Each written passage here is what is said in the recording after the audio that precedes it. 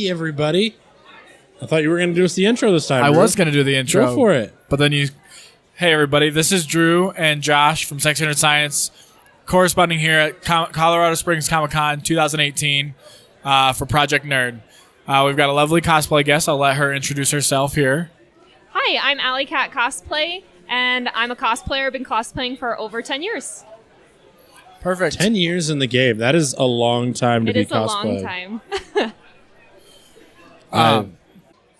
Like, a long time to be cosplaying. I mean, I at least from what I can think, it's really blown up a lot over the last 5 years. Yes. 10 years ago, cosplaying was something that, like, not very few people were doing. So tell us about that. I mean, the art of the craft was so different back then. The best way that you could get a wig is going to, like, a Halloween store. And it's, like, these, like, plastic, like, shiny, nasty looking stuff. And so contacts weren't, like, colored eye contacts to change your eye color wasn't heard of. I mean, if you were making your own costume, like, you literally had to find make your own pattern or find a clothing item that you could buy that already existed. The level that it's excelled to is astounding because resources for cosplay are so readily available now. And then YouTube, you can search, like, how to make a costume, and there's a tutorial out there for it.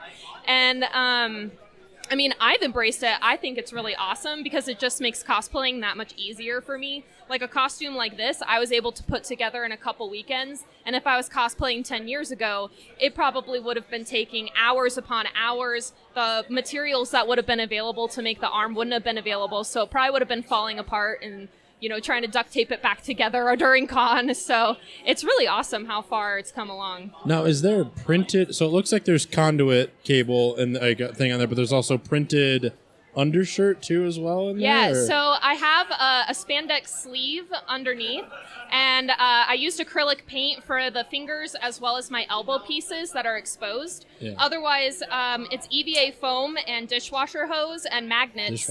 So it's actually, the technology is really awesome because I have really good movement because the magnets are holding it together. Yeah, that's really cool. So for those of you guys just listening, she's dressed as Cable. Oh, yes. Yes. So I enjoy it because it's a recent movie, obviously, but he's also Gambit and Cable did a thing just like Deadpool and Cable, so I'm familiar with Cable as a character. Yeah. Drew's a big Gambit fan. Yeah, I'm a really big Gambit fan. But can you tell us a little bit about what you have been doing or what you have planned for the whole weekend as far as cosplays? Sure. So yesterday I was wearing Rogue and I did the 90s era cartoon. So today I'm wearing Cable, and then tomorrow I'll be wearing Cersei Lannister from Game of Thrones. And I specifically am doing the season 6 finale version with the black dress with the lions, and I hand embroidered and hand beaded the shoulders, so I put a lot of work into that one. It's pretty neat. We're gonna be excited to see that one. That's like, I don't know how we would, like, because that's not just any Cersei. That's like kill streak winning. Yep. Gonna win the game, throne king Cersei. That's with like the sunglasses on, where she's just saying, "Yep, checkmate." Yeah. After that finale episode came out, that I saw so many like Overwatch like kill cam footage from like like the Citadel Falls and everything. Just hilarious. I actually specifically, I didn't bring it down, but I specifically bought a neon green crazy straw so that when I have my wine glass, I can have like sunglasses on and like a crazy straw and just be like, "Yep, winning." That's fun. So I assume you've been to Colorado Springs before? Yes. For Comic-Con? I've actually never been to this Comic-Con, but I've been to Galaxy Fest before.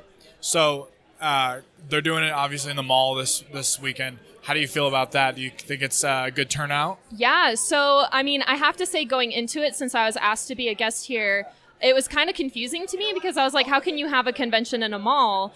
But it's really cool because they took over, I think it used to be a JCPenney.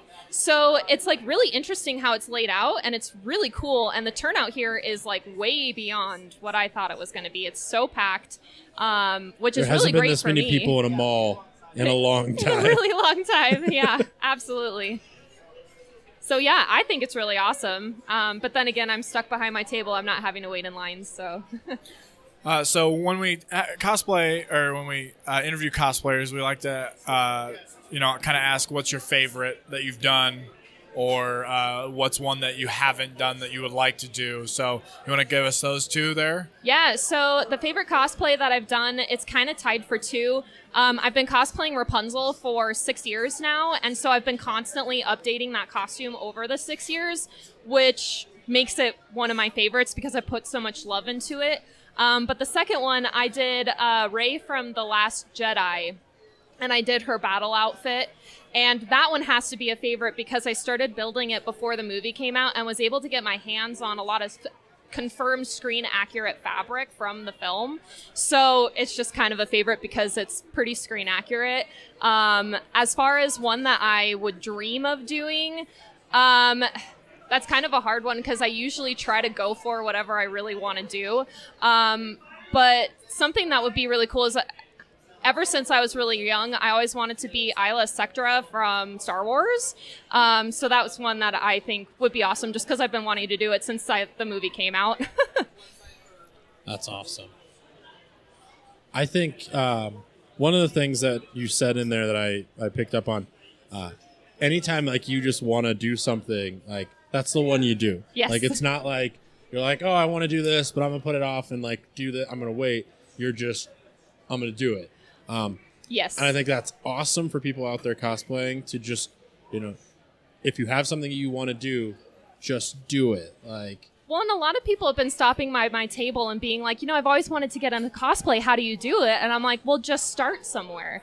And I think it's hard to take that leap because you're always going to be like, well, and especially with new cosplayers now, because cosplay has become so vast and, it's really easy to be really good. So then I can see where it could be really intimidating to start because you see all these people who have been doing it for years and years and can whip something out within like a couple weekends, and then it would take you maybe a little bit longer to learn. Night Mage, his 24-hour master builds. He's Are you familiar with Night Mage Michael Wilson? I'm not sure, but I know what you're at least referencing because the 24-hour build is always the dreaded. But he always he's just like, oh, like he's like day one, 100% complete. Progress pics. That's awesome. And he's just like, oh, here you go, like in a day, done. I think the quickest costume I did Shock T from Star Wars, and I found out on Sunday that the following weekend Sam Witwer was going to be there, and so I was like, holy cow, I have to do this, and I work full time, so I literally had to piece this costume together in like 4 nights after work, and I did it. How did the tendrils and stuff work for that? So I ended up like in the pictures and stuff, and like when you're far away, like you can't tell, but I literally got like t-shirt material and just made a hat and painted it. Oh, okay. And like you can't tell because she's got like the white line that like goes, so like Yeah. I was able to paint my face and like it worked pretty well. I really liked before all the new Star Wars stuff that Shock T was still kind of hinted as being alive. Yes. Like, and then like The Force Unleashed came out, and you're like, Like, oh no. Yeah, and Sam Witwer even, like, when he met me, like, the first thing he says is like, oh, so sorry I had to kill you. And I'm Exactly. like, ah!